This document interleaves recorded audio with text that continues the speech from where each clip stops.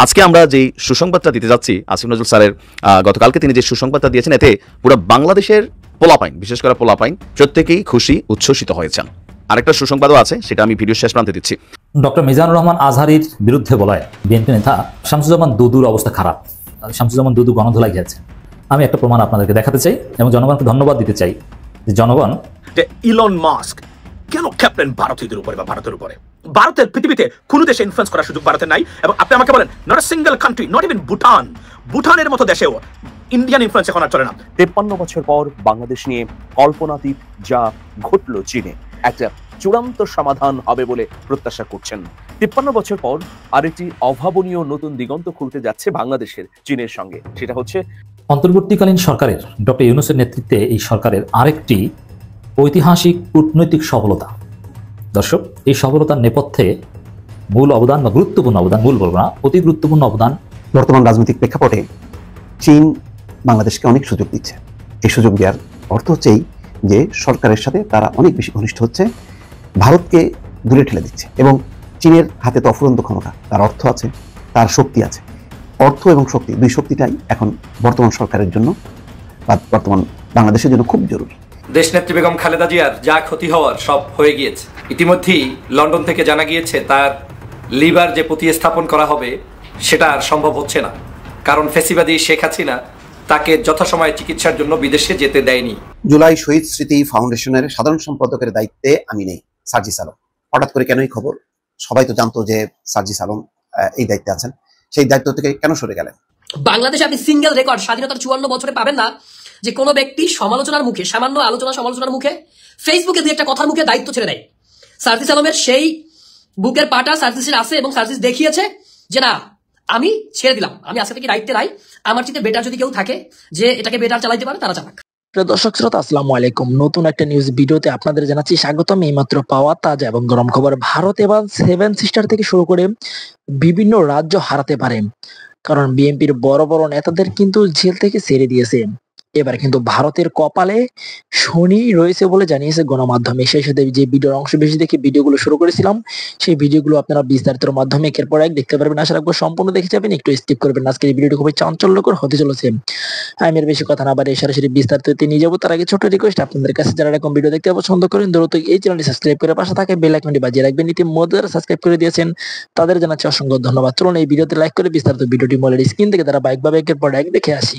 বাংলাদেশে আপনি single record স্বাধীনতার 54 বছরে পাবেন না যে কোনো ব্যক্তি সমালোচনার মুখে, সামান্য সমালোচনার মুখে, ফেসবুকে দুই একটা কথার মুখে দায়িত্ব ছেড়ে দেয়।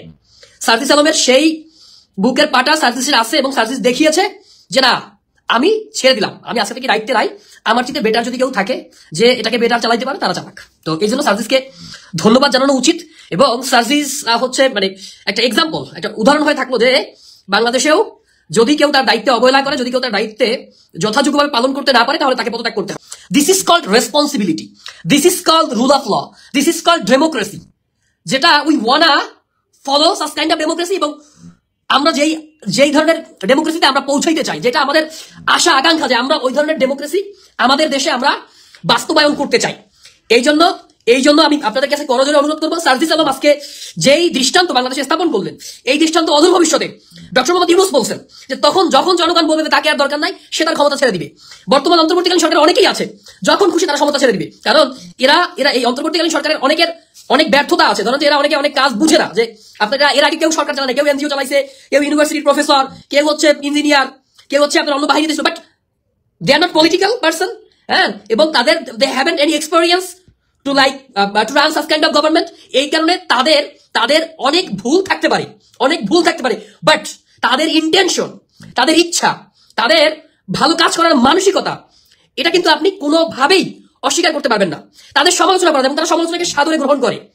এবং আপনি দেখবেন এই সরকারের উপদেষ্টাদের মধ্যে অনেকেই আছে, অধিকাংশ উপদেষ্টাই যারা কিনা এই সরকারের যে এখন যে মন্ত্রীপাড়ায় যে বাড়িগুলো আছে, এই মন্ত্রীপাড়ায় তারা থাকে না, তারা আগের বাড়িতে থাকে।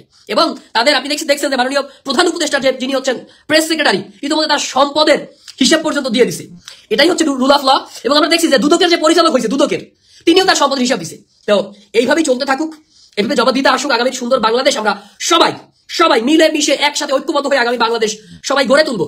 সার্জিস আলম যেমন আপনার আজকে একটা উদাহরণ সৃষ্টি করলো, ঠিক তেমনি ভাবে আমরা যেই কিনা আমাদের নিজ দায়িত্বে পালনে ব্যর্থ হব, সে সরকারে হোক, সে বিরোধী দলে হোক, সে রাজনৈতিক দলের মধ্যে হোক, সে যেখানেই হোক, যে দায়িত্বেই থাকুক না কেন। ডক্টর মিজানুর রহমান আজহারীর বিরুদ্ধে বলায় বিএনপি নেতা শামসুজ্জামান দুদুর অবস্থা খারাপ। দলের মধ্যেও দলের নেতাকর্মীরাও তাকে অনেকটা ঘৃণার চোখে দেখে, জনগণ তো একেবারেই ঘৃণার চোখে দেখে। ভালো কথা বললেও জনগণ গ্রহণ করে। এই দুদু সাহেব এক প্রকার জনরোষে পড়েছেন। আজহারীর যে তুমুল জনপ্রিয়তা বিএনপি জামাত নির্বিশেষে, তাতে একটা ভুয়া খবর ছড়িয়ে পড়েছিল যে শামসুজ্জামান দুদু গণধোলাই খেয়েছেন। গণধোলাই না খেলেও জনরোষে পড়েছেন, এটা নিশ্চিত। আমি একটা প্রমাণ আপনাদেরকে দেখাতে চাই এবং জনগণকে ধন্যবাদ দিতে চাই যে জনগণ লুৎফুজ্জামান বাবরকে তার উপযুক্ত প্রতিদান দিচ্ছে। আমি যেটা দেখাচ্ছি আপনাদেরকে এখন, শামসুজ্জামান দুদুর কথা বলছি। গণতন্ত্র উত্তরণের প্রধান সিঁড়ি নির্বাচন, শামসুজ্জামান দুদু। কথা কিন্তু খারাপ না, একটা সিম্পল কথা বা ভালো একটা কথা। গণতন্ত্র উত্তরণের প্রধান সিঁড়ি নির্বাচন, এই মুহূর্তে নির্বাচন চাওয়া না চাওয়া এগুলো নিয়ে আমাদের আপত্তি রয়েছে, কিন্তু তারপরও গণতন্ত্র উত্তরণের জন্য প্রধান সিঁড়ি নির্বাচন, এটা তো ঠিক। দুদু এই কথা বলেছেন। এই কথার মধ্যে আজহারী বা অন্য কারো সমালোচনা ছিল না, কিন্তু আমি দেখেছি দুদু সাহেব এর আগে যত ভালো কথা বলতেন সেটা অ্যাপ্রিসিয়েট করার মতো অনেক লোক ছিল। দুদুর বক্তব্য গণমাধ্যমে আসতো এবং সেখানে মন্তব্যে দুদুর পক্ষে দুদুর সৌভাগ্যে বিএনপির লোকজন মন্তব্য করতো। কিন্তু আজহারের বিরুদ্ধে বলার পর দুদু ভালো কথা বললেও তাকে জনগণ গালাগালি করে, তার পক্ষে একজন লোকও থাকে না। আর খারাপ কথা বললে তো গণধোলাই খাওয়ার সম্ভাবনা থাকে। তো দর্শক, এই যে ভালো কথাটা বলেছেন, কিন্তু জনগণ তাকে কি প্রতিদান দিয়েছে? বিভিন্ন গণমাধ্যমে দুদুর এই বক্তব্য এসেছে, সেখানে মন্তব্যের ঘরে আমি যেটা দেখলাম, এদেশ তো শুধু জামাতের না, এদেশে তো বিএনপি বেশি এখন, কিন্তু মন্তব্যগুলো দেখেন জনগণের, একটা মন্তব্য দুদুর পক্ষে নেই, একটা মন্তব্য নেই। 100% মন্তব্য দুদুকে ট্রল করছে, কটাক্ষ করছে। মানে আজহারের বিরুদ্ধে বলায় তারই পরিণতি হয়েছে, এটা আমার টেক। জনগণের মন্তব্য দেখেন দুদুর উদ্দেশ্যে। নিশ্চয়ই সে একজন বিএনপির লোক, ধারণা আমি তাকে মূলত চিনি না, মানে ট্রল করেছেন। একজন লিখেছেন নির্বাচনে নো নিড গণতন্ত্র, উই নিড ইসলাম। এটা আহলে হাদিস টাইপের কেউ লিখতে পারে, মানে দুদুর কথার মূল্য কারো কাছে নেই। নির্বাচন সাধারণ মানুষের জন্য একটা ফাঁদ, অথচ নির্বাচন একটা ভালো মানুষ, কিন্তু দুদু নির্বাচনের কথা বলে ওটাকে ফাঁদ মনে করে জনগণ। একজন লিখেছেন ইউনূস সাহেবের পেছনে লাগবেন না, অপেক্ষা করুন, ইউনূস সাহেবকে সহযোগিতা করুন, যদি দেশকে ভালোবাসেন। আপনারা অনেক খেলছেন জনগণ নিয়ে, এত উৎসাহী হবেন না, মানে দুদুকে হুঁশিয়ারি দিচ্ছেন। আরেকজন লিখেছেন হাসিনার আমলে এই সিঁড়ি কোথায় ছিল, মানে এখন গণতন্ত্র উত্তরণের সিঁড়ি নির্বাচন, হাসিনার আমলে এই সিঁড়ি কোথায় ছিল? তখন তো আপনার এই সিঁড়ি নিয়ে তেমন কিছুই করতে পারেন। ঈদের পর আন্দোলনের কথা বলেছিলেন শুধু।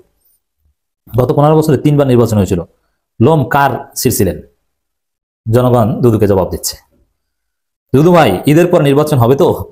দুদুকে ট্রল করছে। নিউজে দেখলাম আপনার লোকেরা চর দখল করছে, নির্বাচন হয়ে কি আর করবেন? দখল তো হয়ে গেছে, আপনাদের লক্ষ্য উদ্দেশ্য হাসিল হয়েছে, দখল তো করেছেন সব, এটা বৈধতা দিতে চান, এই তো। এখন মাঝে মাঝে জনগণ ধরে আপনাদেরকে চর থাপ্পড় দেয়, এটা থেকে বাঁচতে চান, এই জন্য নির্বাচন দরকার। নির্বাচনের পরে শুধু খাওয়া, তখন দেশ ও জনগণের কথা মনে থাকবে না কারোই। দেখছেন এই নির্বাচন, দুদু এদেরকে জনগণ কতটা নেগেটিভলি দেখে, এবং এরা কারা? এই মন্তব্যগুলো করছে আপামর জনসাধারণ। বিএনপির লোকজনকে নেই দুদুর পক্ষে লেখার, কেউ লিখছে না। বিএনপির লোকজন তার পক্ষে কলম ধরতে সাহস পাচ্ছে না। আজহারের বিরুদ্ধে বলার মজা। সংস্কার আগে কোন নির্বাচন নয়, ঈদের পরে নির্বাচন। এই দুদুরাই হচ্ছে দুদু টুকু, নামটাও মজার, দুদু টুকু। এরা হচ্ছে বিএনপিকে এই খাম্বা তারেক, ঈদের পর, এগুলোর জনক, এদের কারণে বলে এগুলো। ওরা দেখলেই রাগ ওঠে একজনের মন্তব্য, এতদিন তাদের হাসিনা আম্মার কাছে নির্বাচন চাস নাই কেন? তোদের হাসিনা আম্মার কাছে, এবং দুদুদের আম্মা হচ্ছে হাসিনা, এটা জনগণ মনে করে এখন। গণতন্ত্র এ বাদ দেন, জাতীয় সরকার বানান, দোয়া ইউনূস করেন, চাঁদাবাজি দখলবাজি হাতকে আরো বড় করার প্রধান সিঁড়ি নির্বাচন, রাইট? এই নির্বাচনের মধ্য দিয়ে এটাকে এস্টাবলিশ করতে চাই। নির্বাচন করে মুখে ফেনা তুলবেন না। আমি যত কমেন্ট দেখলাম সব, এবং অনেকে বিএনপির চাঁদাবাজির প্রমাণ স্ক্রিনশট দিয়েছেন। ময়মনসিংহে বিদেশি বিত্ত ছাত্রদল নেতা গ্রেপ্তার, এবং গ্রেপ্তার করতে গিয়ে পুলিশ আহত হয়েছে। এই হচ্ছে অবস্থা দর্শক। দুদু ভালো কথা বললেও জনগণ এভাবে প্রতিদান দিচ্ছে। অধ্যাপক আসিফ নজরুল স্যার 5ই আগস্টের আগ পর্যন্ত ডক্টর আসিফ নজরুল ইসলাম আওয়ামী লীগের কাছে এক ধরনের শত্রু হিসাবে চিহ্নিত ছিলেন। বিভিন্ন সময়ে তার যে অফিস কার্যালয় আছে সেখানে ছাত্রলীগ এবং যুবলীগের নানান ধরনের হয়রানিরও তিনি শিকার হয়েছেন, বা আমলা মন্ত্রী পর্যায়ে তিনি টার্গেটেড একজন ব্যক্তি ছিলেন। এরপর সরকার পতন হলো। অন্তর্বর্তী সরকারের খুবই প্রভাবশালী একজন উপদেষ্টা তিনি। কেউ কেউ বলে থাকেন যে ডক্টর ইউনূসের সরকারটাকে পেছন থেকে যারা চালাচ্ছেন তাদের মধ্যে ডক্টর আসিফ নজরুল ইসলাম একজন, আর খুবই গুরুত্বপূর্ণ একটা মন্ত্রণালয়ের দায়িত্বে তিনি এই মুহূর্তে আছেন। তো ক্ষমতায় বসার পর তাকে নিয়ে আলোচনা সমালোচনা নানান ধরনের, অনলাইনে সাংবাদিক ইলিয়াস থেকে পিনাকি থেকে শুরু করে অনেকেই নানান হুমকি ধামকিও তাকে বিভিন্ন সময় দিচ্ছেন। এই সকল প্রতিবন্ধকতাকে পাশ কাটিয়ে আসিফ নজরুল ইসলাম তার কাজের সফলতা আসলে কতটুকু আনতে পারছেন। আজকে আমরা যে সুসংবাদটা দিতে যাচ্ছি, আসিফ নজরুল স্যারের গতকালকে তিনি যে সুসংবাদটা দিয়েছেন, এতে পুরো বাংলাদেশের পোলাপাইন, বিশেষ করে পোলাপাইন, মেয়েরা, সবাই আমার কাছে মনে হয় যে আমজনতা যারা অ্যাডাল্ট আছেন, ম্যাচিউর আছেন, প্রত্যেকেই খুশি উচ্ছ্বসিত হয়েছেন। আর বিশেষ করে আরেকটা সুসংবাদও আছে, সেটা আমি ভিডিও শেষ প্রান্তে দিচ্ছি। তো আচ্ছা, আইন বিচার এবং সংসদ বিষয়ক উপদেষ্টা ডক্টর আসিফ নজরুল বলছেন, এখন থেকে যুবতীরা বিয়ের ক্ষেত্রে সরকারি কোনো ট্যাক্স দিতে হবে না। এতদিন যাবৎ বিয়ের ক্ষেত্রে সরকারি যে ট্যাক্স নির্ধারিত ছিল সেটাকে প্রত্যাহার করা হয়েছে। আর এছাড়া কাবিননামায় কুমারী শব্দটা প্রত্যাহার করা হয়েছে। কুমারী প্রত্যাহার করে আপনার গতকালকে তিনি বলছেন যে, দীর্ঘদিন ধরে আমরা কিছু শব্দ নিয়ে অনেক আপত্তি শুনেছি। বিয়ের কাবিননামায় এখন থেকে শুধুমাত্র অবিবাহিত এই শব্দটা থাকবে। এছাড়া বিয়ের ক্ষেত্রে যেই ট্যাক্স আপনার নির্ধারিত ছিল সেটাকেও সরকার আপনার সরিয়ে নিয়েছে। তো এর পাশাপাশি আমরা যদি দেখি, আরেকটা বিষয় হচ্ছে আলেমদের দাবির মুখেও আরেকটা সিদ্ধান্ত এখানে আসছে, একাধিক বিয়ে যারা করতে চান তাদের জন্য সুসংবাদ, সেখানেও কর বাতিল করা হয়েছে। প্রথম স্ত্রী মারা যাওয়ার পর দ্বিতীয় বিয়ে অথবা প্রথম স্ত্রী থাকা অবস্থায় আরও একাধিক বিয়ে করলে বাংলাদেশের কিছু কিছু জায়গায়, আমরা বিশেষ করে ঢাকা এবং চট্টগ্রামে আপনার কর আরোপ করা হয়েছিল, সেটাও বাতিল করে দিয়েছে সরকার। আসিফ নজরুল বলছেন যে, বিবাহ সম্পাদনে আরোপিত যে করগুলো ছিল, মন্ত্রণালয় এই অযৌক্তিক করগুলোকে বাতিল করেছে। তো আপনার আইন মন্ত্রণালয়ের কর্মকর্তারা বলছেন যে, ঢাকার 2 city corporation, Chittagong city corporation এলাকায় মানুষের জন্য 2016 সালে একটা বিশেষ কর আরোপ করা হয়েছিল। ওই কর অনুযায়ী প্রথম বিয়ে বা প্রথম স্ত্রীর মৃত্যুর পর আবারও বিয়ে করার জন্য এখানে কিছু জায়গায় কর দিতে হতো। প্রথম স্ত্রীর জীবদ্দশায় দ্বিতীয় বিয়ের জন্য বরকে 5,000 টাকা, দ্বিতীয় স্ত্রীর জীবদ্দশায় তৃতীয় বিয়ের জন্য বরকে 20,000 টাকা কর দিতে হবে, আর চতুর্থ বিয়ের জন্য বরকে কর দিতে হবে 50,000 টাকা। আর স্ত্রী মানসিক ভারসাম্যহীন বা সন্তানহীন হলে এই নিয়ম প্রযোজ্য হবে না। এরপরে 200 থেকে 500 টাকা ছিল। আর বিয়ের ট্যাক্সে অলরেডি এখানে সাইন করে দেওয়া হয়েছে। আর আজকের থেকে আপনারা চাইলে, আমরা যদি দেখি, ট্যাক্স ছাড়া আপনি বিয়ে করতে পারবেন। তো আমি মনে করি এটা খুবই সুন্দর একটা জিনিস দিয়েছে। যাদের একাধিক বিয়ে করার সুযোগ আছে বিয়ে করেন, কোনো সমস্যা নাই, সরকার বিয়ের ট্যাক্স ফ্রি করে দিয়েছে। আর এতে আমি দেখছি যে সবাই বিষয়টাকে পজিটিভ নিয়েছে। অনেক আলেমদের দাবি ছিল যে বাংলাদেশে বিয়ের এই করটাকে প্রত্যাহার করে নেওয়া। তো আরেকটা সুসংবাদ যেটা বলছিলাম, ডিজিটাল নিরাপত্তা আইন, যে আইনে আমার মতন অনেক মানুষ সারা বাংলাদেশে একসময় বিপদে পড়ছিল। আমরা যখন আওয়ামী লীগ সরকারের সময় কথা বলতাম, তখন আপনার হয়তো কি যে ডিবি, এসবি, মন্ত্রিপরিষদ থেকে বিভিন্ন চিঠি যেত লোকাল থানাগুলোতে, সেখানে নানান ধরনের হয়রানিমূলক কর্মকাণ্ড চলতো। কেন? অনলাইনে কেন আমরা কথা বলি। আর বাংলাদেশে থেকে যারা কথা বলতেন খুব সহজে বলতেন না, বললে কিন্তু মামলা খাইতেন ডিজিটাল নিরাপত্তা আইনে। তো যারা মামলা খাইছেন এবং কি যারা অনলাইনে অফলাইনে যেখানে যে মামলা খাইছেন তাদের জন্য খুশি সংবাদ হচ্ছে, ডক্টর আসিফ নজরুল বলছেন যে এটার ব্যাপারে সিদ্ধান্ত হয়েছে সারা বাংলাদেশে এই যে রাজনৈতিক যে মামলাগুলো, ফ্রিডম অফ স্পিচ বা আমরা বিভিন্ন বক্তব্যের জন্য যারা যেখানে ঝামেলা ছিল, আগামী ফেব্রুয়ারি মাসের মধ্যে সকল মামলা প্রত্যাহার করে নেওয়া হবে। আমি মনে করি এটা খুবই সুন্দর একটা সিদ্ধান্ত হয়েছে। ইভেন ডিজিটাল নিরাপত্তা আইনে বেশ কিছু পরিবর্তন আনা হচ্ছে।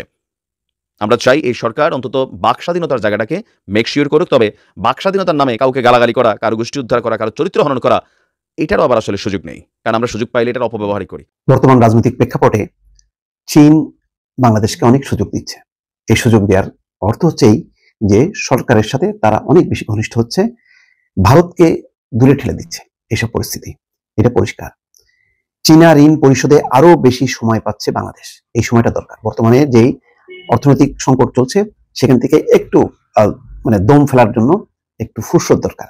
সেই ফুরসতটা করে দিচ্ছে চীন সময়সীমাটা বাড়িয়ে দিচ্ছে। দর্শক, এটা শুধু অর্থনৈতিক কৌশল না, এটা একটা রাজনৈতিক কৌশল। 5ই আগস্ট রাজনৈতিক পট পরিবর্তনের পর ভারত যতটা পিছিয়ে গেছে, চীন এবং পাকিস্তান কিন্তু ততটা এগিয়ে এসছে। এবং চীনের হাতে তো অফুরন্ত ক্ষমতা, তার অর্থ আছে, তার শক্তি আছে। অর্থ এবং শক্তি, দুই শক্তিটাই এখন বর্তমান সরকারের জন্য বা বর্তমান বাংলাদেশের জন্য খুব জরুরি।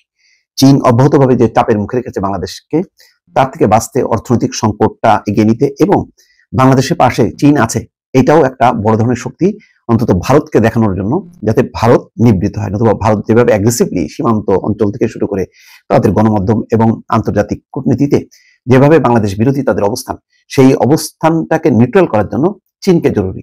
চীন সেই সুযোগটাও নিচ্ছে। চীন বাংলাদেশকে দেওয়া ঋণ পরিশোধের সময়সীমা বাড়াবে। দেশটির পররাষ্ট্রমন্ত্রী ওয়াং ই আজ মঙ্গলবার বেইজিং এ পররাষ্ট্র উপদেষ্টা মোহাম্মদ তৌহিদ হোসেনের সঙ্গে বৈঠকে এই কথা জানান। বেইজিং থেকে ঢাকায় পাঠানো পররাষ্ট্র মন্ত্রণালয়ের এক বিজ্ঞপ্তিতে এই তথ্য জানানো হয়। গত 8ই আগস্ট পররাষ্ট্র উপদেষ্টার দায়িত্ব গ্রহণের পর এটি তৌহিদ হোসেনের প্রথম দ্বিপক্ষীয় সফর। দেখেন, এটা খুব গুরুত্বপূর্ণ। প্রথম দ্বিপক্ষীয় সফরে পররাষ্ট্র উপদেষ্টা কোথায় যাচ্ছেন এবং গেলেন চীনে। এটাও কিন্তু সিগনিফিকেন্ট। অর্থাৎ কে আমার বন্ধু, সেই বন্ধুর ওখানে আমি যাব। যেমন 24-এ যেই দ্বাদশ জাতীয় সংসদ নির্বাচনের পর সরকারের প্রথম সফর কোথায় ছিল? প্রথম সফর ছিল ভারত, তারপরে কোথায়? চীন। তার মানে ভারত 1 নম্বর, চীন 2 নম্বর। বর্তমানে বাংলাদেশের কাছে চীন 1 নম্বর, ভারত 2 নম্বরে নেই। ভারত এখন বহুদূর অনেক পেছনে চলে গেছে। গত 8ই আগস্ট পররাষ্ট্র উপদেষ্টা দায়িত্ব গ্রহণের পর এটি পরিদর্শনের প্রথম দ্বিপক্ষীয় সফর। উপদেষ্টা বাংলাদেশকে দেওয়া চীনের সব ধরনের ঋণের সুদ 2-3% থেকে 1% কমানো, 2-3% থেকে 1% কমানো, ঋণের অঙ্গীকার ফি পুরোপুরি বাদ দেওয়া এবং ঋণ পরিশোধের সময়সীমা 20 বছর থেকে বাড়িয়ে 30 বছর করার অনুরোধ জানান। ওয়াং ই বাংলাদেশের ঋণ পরিশোধের ধারাবাহিকতার প্রশংসা করেন। তিনি ঋণ পরিশোধের সময়সীমা বাড়ানোর বিষয়ে চীনের নীতিগত সিদ্ধান্তের কথা উপদেষ্টাকে জানান। সুদ কমানোর বিষয়টিও বিবেচনা করা হবে এমন আশ্বাসও দেন ওয়াং ই। এর আগে গত বছর সেপ্টেম্বরে অর্থ মন্ত্রণালয়ের অর্থনৈতিক সম্পর্ক বিভাগের ইআরডি গণমাধ্যমকে জানায় চলমান চীনা ঋণের সুদের হার 1% নামিয়ে আনতে এবং ঋণ পরিশোধের সময়সীমা বাড়িয়ে 30 বছর করতে চীনকে অনুরোধ জানিয়েছে বাংলাদেশ সরকার। বেজিংকে এই সংক্রান্ত একটি চিঠিও দেওয়া হয়েছে। বর্তমানে চীনা ঋণের সুদের হার 2-3% এবং পরিশোধের সময়সীমা 20 বছর। স্বল্পোন্নত দেশ থেকে বাংলাদেশের উত্তরণ ঘটার পর আরো 3 বছর চীনে বাংলাদেশি পণ্যের শুল্ক এবং কোটামুক্ত প্রবেশের সুযোগ থাকবে এমন নিশ্চয়তা দেন দেশটির মন্ত্রী। বাংলাদেশের রোগীদের চিকিৎসার জন্য চীনের কুনমিংয়ে 3 থেকে 4টি সরকারি হাসপাতাল নির্দিষ্ট করে দেওয়ার বিষয়টি দেশটির সরকারি সিদ্ধান্তের কথা উপদেষ্টাকে জানানো ওয়াং ই। অর্থাৎ ভারতের যে চিকিৎসা ক্রাইসিস এটা কিন্তু আস্তে আস্তে থাইল্যান্ড নিয়ে নিচ্ছে, চীন নিয়ে নিচ্ছে। চীন যদি উদ্যোগ গ্রহণ করে তাহলে মাশাআল্লাহ সব চীনের দিকে দৌড়ানো শুরু করবে। ওয়াং ই বলেন চীন বাংলাদেশের সার্বভৌমত্ব ও ভৌগোলিক অখণ্ডতার প্রতি শ্রদ্ধাশীল। এখানকার স্থিতিশীলতা, সংস্কার, গণতন্ত্রের উত্তরণ এবং উন্নয়ন উদ্যোগকে তার দেশ সমর্থন করে। এটাও কিন্তু অখণ্ডতার প্রতি শ্রদ্ধাশীল। তার মানে এটাও এক ধরনের বাংলাদেশের ভৌগোলিক অখণ্ডতা থাকুক এবং কোন রকম হুমকির মধ্যে না পড়ুক, চীন পাশে থাকার অঙ্গীকার দিচ্ছে। এটাও একটা বড় ধরনের একটা ভারতের আগ্রাসী অবস্থানের বিপরীতে একটা বড় ধরনের একটা দেয়াল তারা টেনে নির্মাণ করে দিচ্ছে। চীনের তিব্বত অঞ্চলের নদী ইয়াংলুং সাংপো, যেটি ভারত ব্রহ্মপুত্র ও বাংলাদেশ যমুনা নামে প্রবাহিত হচ্ছে, তার জল প্রবাহের তথ্যপত্র বিনিময়ে আগে দুই দেশের মধ্যে একটি সমঝোতা স্মারক সই হয়েছিল। এই স্মারকটি বাস্তবায়নের একটি পরিকল্পনা আজ বৈঠকে উভয় পক্ষ সই করে। যাই হোক, এটা উপদেষ্টা চীন সফর আগামী 24শে জানুয়ারি শেষ হবে। তার আগে প্রথম দিনই কিন্তু অনেক বড় ধরনের একটা স্বস্তি যে ঋণ পরিশোধের সময়সীমা বেড়ে গেল। এটা একটা বড় ধরনের প্রাপ্তি এই মুহূর্তে। এখনো কাউকে যদি কিন্তু দিয়ে শেখ হাসিনার রেজিমের পক্ষে কথা বলতে দেখি, আমি খুব অবাক হই। একটা কথা প্রায় বলি যে জুলাই অগাস্টে শেখ হাসিনা দানব হয়ে উঠেছেন, এটা একেবারেই ভুল। যারা জুলাই অগাস্টে যা হয়েছে সেটাকে কেন্দ্র করে তাদের ক্রেডিট ক্লেম করতে চান, তারাই মূলত এই কাজটা করেন। শেখ হাসিনা দানব হয়েছে বহু আগে থেকে, ক্রমাগত হতে হতে সেটার ইন্টেন্সিটি বেড়েছে। সময়টা 2011 সাল, তত্ত্বাবধায়ক সরকার বাতিল করে সংবিধানে ৫ম সংশোধনী করার পর থেকে it was very clear Sheikh Hasina গায়ের জোরে ক্ষমতা ধরে রাখবেন। তখন থেকেই সে স্টার্টেড এভরিথিং। সম্প্রতি একটা রিপোর্ট আমাদের কারো চোখের সামনে এসছে। এটা ইনফ্যাক্ট টিআরটি, টার্কিশ একটা সংবাদ মাধ্যমে আসলো, সেখান থেকে আমাদের দেশের পত্রিকাগুলো এটাকে ট্রান্সলেট করে পাবলিশ করেছে। মায়ের সন্তানদেরকে দূরে রাখা এবং তাদেরকে মায়ের স্তনপান করানো থেকে দূরে রেখে ঠ্যাক দিয়ে তাদের উপরে চাপ তৈরি করা এবং তথ্য বের করা, স্বীকারোক্তি আদায় করা, এসবের চেষ্টা হতো। এবং এগুলো জুলাই আগস্টের ঘটনা, এগুলো অনেক আগের ঘটনা, অনেক আগে থেকে আসলে এগুলো হয়। সো আমাদের এগুলো আসলে আমাদের ইতিহাসের পার্ট হিসেবে রাখতে হবে। আমি কিছু অংশ পড়ছি। তদন্ত কমিশন বলছে নারীদের তাদের সন্তান সহ নিখোঁজ হয়ে যাওয়ার বেশ কয়েকটি ঘটনার বিশদ বিবরণ তাদের কাছে রয়েছে। এটা হচ্ছে আমাদের গুম বিষয়ক যে তদন্ত কমিশন সেটা রিপোর্টে। তার মধ্যে সর্বশেষ এই ধরনের ঘটনা ঘটে 2023 সালে। এছাড়া কমিশন এই বিষয়ে গর্ভবতী নারীর ঘটনাও উল্লেখ করেছে। গর্ভবতী ওই নারীকে তার 2টি ছোট বাচ্চা সহ আটকে রাখা হয়েছিল এবং সেই আটক কেন্দ্রে তাকে মারধরও করা হয়েছিল। একজন প্রেগন্যান্ট ওয়েমেনকে তার সন্তান সহ রাখা হয়েছে এবং প্রেগন্যান্ট ওয়েমেনকে পেটানো হয়েছিল। কমিশনের প্রতিবেদনে বলা হয় এগুলো কোনো বিচ্ছিন্ন ঘটনা নয়। কমিশন বলছে একজন প্রত্যক্ষদর্শী তদন্তকারীদের গোপন কারাগারে এমন একটি কক্ষ দেখিয়েছেন যেখানে তাকে শিশুকালে তার মায়ের সঙ্গে বন্দী করে রাখা হয়েছিল। আর এই আটক কেন্দ্রটি পরিচালনা করত আধাসামরিক বাহিনী, র্যাপিড অ্যাকশন ব্যাটালিয়ন। এই বাহিনীটাকে বিলুপ্ত করে দেওয়ার আলাপ ছিল, কিন্তু কেন যেন সেটা এখনো চাপা পড়ে গেছে। এটা আসলে উচিত আমরা মনে করি। অন্য একটি ঘটনায় এক দম্পতি এবং তাদের শিশুকে আটক করা হয়েছিল এবং জিজ্ঞাসাবাদের সময় বাবাকে চাপ দেওয়ার জন্য মানসিক নির্যাতনের অংশ হিসাবে শিশুটিকে মায়ের দুধ খাওয়ানো থেকে দূরে রাখা হয়েছিল। আমি জায়গাটা আবার পড়ি। এক দম্পতি এবং তাদের শিশুকে আটক করা হয়েছিল এবং জিজ্ঞাসাবাদের সময় বাবাকে চাপ দেওয়ার জন্য মানসিক নির্যাতনের অংশ হিসাবে শিশুটিকে মায়ের দুধ খাওয়ানো থেকে দূরে রাখা হয়েছিল। বিস্তারিত তার কিছু পড়ার দরকার নেই, যে কথাটা দিয়ে শুরু করেছিলাম। শেখ হাসিনা হত্যা করেছে, মানুষকে গুম করে রেখেছে, পিটিয়েছে, নির্যাতন করেছে, মামলা দিয়েছে এবং সন্তানকে মায়ের দুধ খেতে দেওয়া হবে না এই ঠ্যাক দিয়ে বাবাকে চাপ তৈরি করা হয়েছে। তার মানে সন্তান সহ নিয়ে আসা হয়েছে, দেখতে দেওয়া হয়েছে। আমরা প্রায় মধ্যযুগীয় বর্বরতার কথা বলি না, সেই রকম একটা সময় এখানে নেমে এসেছিল শেখ হাসিনার সময়ে। আমরা মনে রাখবো এগুলো আমরা ডকুমেন্ট করব এবং অবশ্যই এগুলোর সবগুলোর বিচার করতে হবে, মানবতা বিরোধী বিচার। এটা আমাদের নিশ্চিত যদি আমরা করতে না পারি, বাংলাদেশে আর কোনোদিন কোনো ইনসাফের আলাপ, ন্যায় বিচারের আলাপ হতে পারে না, ফুল স্টপ। এই বিভৎস অপরাধগুলো যদি বিচার না হয়। আরেকটা কথা যেটা বলছিলাম, যে প্রায়ই বলছি, এটা ক্রমাগত বলে যেতে হবে, শেখ হাসিনা দানব জুলাই আগস্টে বৃষ্টির মতো গুলি করে মানুষ হত্যার মাধ্যমেই হন নাই। আমাদের ইতিহাসে এই জিনিসটাকে খুব জোর দিয়ে ডকুমেন্ট করতে হবে।